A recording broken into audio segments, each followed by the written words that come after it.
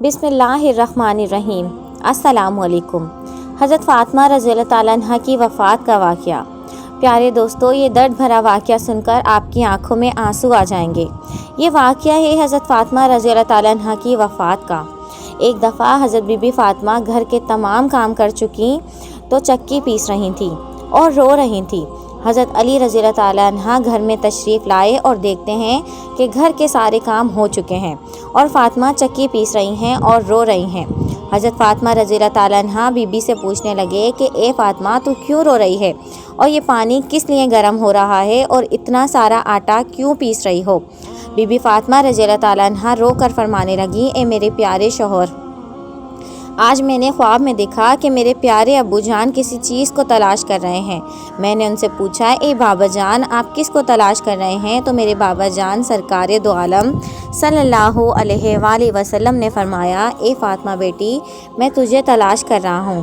Be be Fatima رو کر فرمانے لگی، آج کا دن میرا اس دنیا میں آخری دن ہے، آج میں نے اللہ کو پیارے ہو جانا ہے۔ حضرت علی رضی اللہ تعالیٰ عنہ یہ سن کر بہت زیادہ رونے لگے اور فرمانے لگے، اے فاطمہ، ابھی تک ہمارے پیارے نبی صلی اللہ علیہ وآلہ وسلم کے بچھڑنے کا غم ہمارے سینے میں ہی ہے اور تو اپنے بچھڑنے کی بات کر رہی ہے، میں تیرے اس جدائی کو کیسے برداشت کروں گا؟ بی بی فاطمہ رضی اللہ تعالیٰ عنہ فرمانے لگیں، جس طرح آپ نے میرے بابا جان کی جدائی کا غم برداشت کر لیا ہے، اسی طرح سے میری جدائی کا غم بھی برداشت کر لیجئے گا۔ حضرت علی رضی اللہ تعالیٰ عنہ پوچھنے لگے کہ اتنا سارا آٹا کیوں پیس رہی ہیں اور پانی کیوں گرم کر رہی ہیں؟ آج کے دن بھی تم یہ سب کام کر رہی ہو، تم نے بہت کام کر لیے ہیں۔ بی بی فاطمہ رضی اللہ تعالیٰ عنہ رو کر فرمانے لگی، میں نے آپ کے حق بھی تو ادا کرنے ہیں، اپنے بچوں کے بھی تو حق ادا کرنے ہیں۔ میں پانی اس لیے گرم کر رہی ہوں کیونکہ میں اپنے بچوں کو اپنے ہاتھوں سے نہلا سکوں، اور آٹا اس لیے گوندھ رہی ہوں تاکہ آپ اور میرے بچے آپ اس آٹے کی روٹیاں کھا سکیں، اور آپ لوگوں کو سب کپڑے دھو چکی ہوں تاکہ آپ لوگوں کو دھلے ہوئے کپڑے مل جائیں اور پہن سکیں۔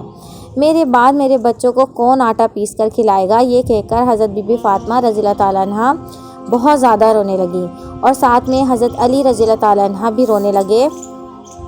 حضرت بی بی فاطمہ رضی اللہ تعالیٰ عنہ کو وہاں سے لیتے ہوئے حضرت علی رضی اللہ تعالیٰ عنہ کہتے ہیں، یہ سب کام مت کرو، اور تبھی بی بی فاطمہ رضی اللہ تعالیٰ عنہ کی طبیعت خراب ہونا شروع ہوتی ہے اور انہیں تیز بخار ہونا شروع ہو جاتا ہے۔ حضرت علی رضی اللہ تعالیٰ عنہ رو رہے ہوتے ہیں، بی بی فاطمہ رضی اللہ تعالیٰ عنہ رو رہی ہوتی ہیں، اور اتنی دیر میں امام حسن اور امام حسین تشریف لے آتے ہیں۔ وہ دونوں اپنی ماں اور باپ کو روتا دیکھتے ہیں تو اپنی ماں کے سینے سے لگ جاتے ہیں۔ ذرا سوچئے کہ وہ کیسا عالم ہوگا، وہ کیسا منظر ہوگا جس ماں کو یہ پتہ چل جائے کہ آج میں نے اس دنیا سے رخصت ہو جانا ہے اور میرے بعد میرے بچوں کا کیا بنے گا، میرے بچوں کو کون کھانا کھلائے گا، میرے بچوں کو کون سلائے گا۔ اس ماں کے دل پر اور باپ کے دل پر کیا گزر رہی ہوگی۔ حضرت علی رضی اللہ تعالیٰ عنہ بہت ہی زیادہ رونے لگے اور بی بی فاطمہ رضی اللہ تعالیٰ عنہ بھی بہت زیادہ رونے لگی۔ اپنے ماں باپ کو روتا دیکھ کر امام حسن اور حسین بھی رونے لگے اور پوچھنے لگے، اے بابا جان، آپ کیوں رو رہے ہیں؟ حضرت علی رضی اللہ تعالیٰ عنہ خاموش رہے۔ پھر بی بی فاطمہ رضی اللہ تعالیٰ عنہ سے پوچھنے لگے، اے امی جان، آپ کیوں رو رہی ہیں؟ تو بی بی فاطمہ رضی اللہ تعالیٰ عنہ نے فرمایا کہ تم دونوں اپنے نانا کی قبر مبارک پر چلے جاؤ۔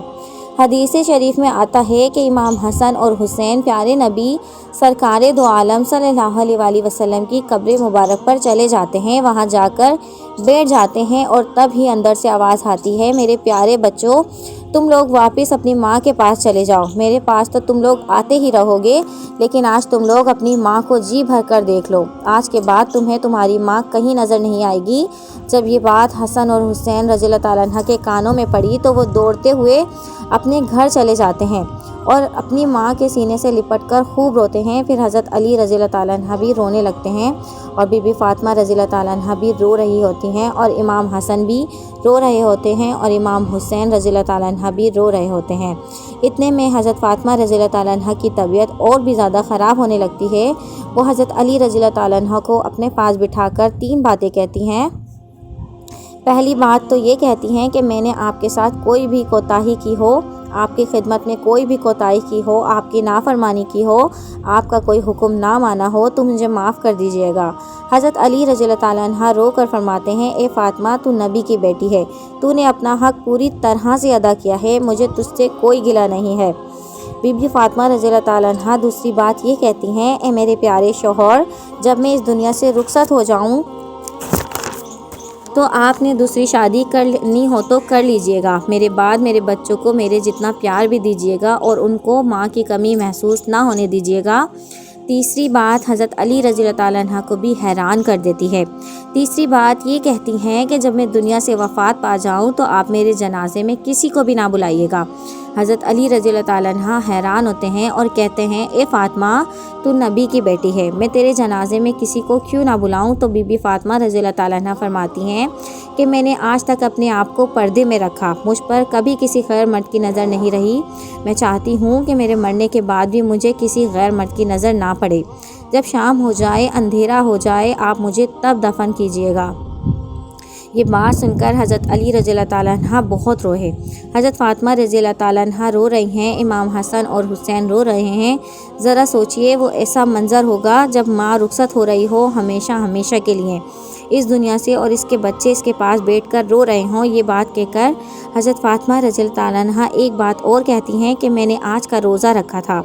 मेरे अब्बू जान ने मुझे ख्वाब में आकर ये कहा है कि तू सहरी कर अली के दस्तरखान पर और अफ्तारी करना मेरे साथ, अपने प्यारे बाबा जान के साथ। ये बातें कहकर बीबी फ़ातिमा रज़ियल्लाहु ताला अन्हा अल्लाह को प्यारी हो जाती हैं। बीबी फ़ातिमा रज़ियल्लाहु ताला अन्हा को कफ़न पहनाया जाता है, उनका जनाज़ा उठाया जाता है। रिवायात में आता है कि जब बीबी फ़ातिमा रज़ियल्लाहु ताला अन्हा का जनाज़ा उठाया जाता है तो एक तरफ से हज़रत अली रज़ियल्लाहु ताला अन्हा कंधा देते हैं, दूसरी तरफ से इमाम हसन कंधा देते हैं और तब ही वहाँ एक और सहाबी पहुँच जाते हैं जिनका नाम हज़रत अबू ज़र गफ़ारी है।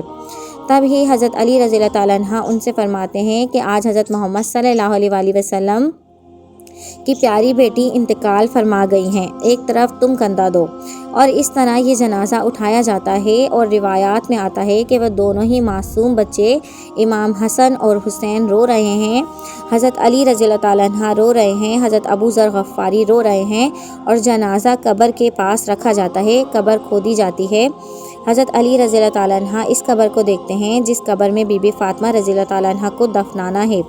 हज़रत अली रज़ियल्लाहु ताला अन्हा बहुत ज़्यादा रो रहे हैं, उनकी दाढ़ी मुबारक भीग जाती है और उनके कपड़े भी भीग जाते हैं। हज़रत अली रज़ियल्लाहु ताला अन्हा कभी बीबी फ़ातिमा को देखते हैं तो कभी अपने बच्चों को देखते हैं। ये मंज़र देखते हुए हज़रत अबू ज़र गफ़ारी रज़ियल्लाहु ताला अन्हा भी रोते हैं और कब्र से कहते हैं, क्या तुझे पता है कि जनाज़ा किसका है?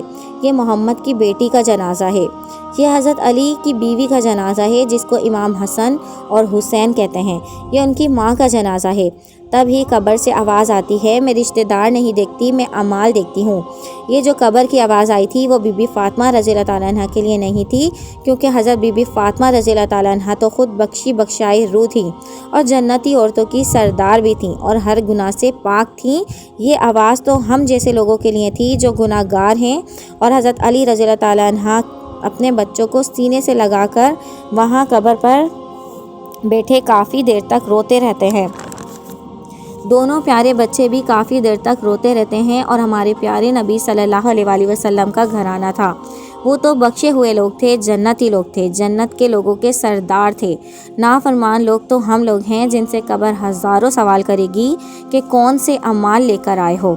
अल्लाह ताला हम सब को नेक अमाल करने की तौफीक अता फरमाए और अपनी ज़िंदगी अपने प्यारे नबी सल्लल्लाहु अलैहि वसल्लम की सुन्नतों पर अमल पैरा होने की कोशिश अता करे। आमीन या रब्बुल आलमीन। अगर वाक़या पसंद आया है तो मेरे चैनल को लाइक, शेयर एंड सब्सक्राइब। अपने दोस्तों के साथ ये वाक़या लाजमी शेयर करें। Thanks for watching. अल्लाह हाफ़िज़।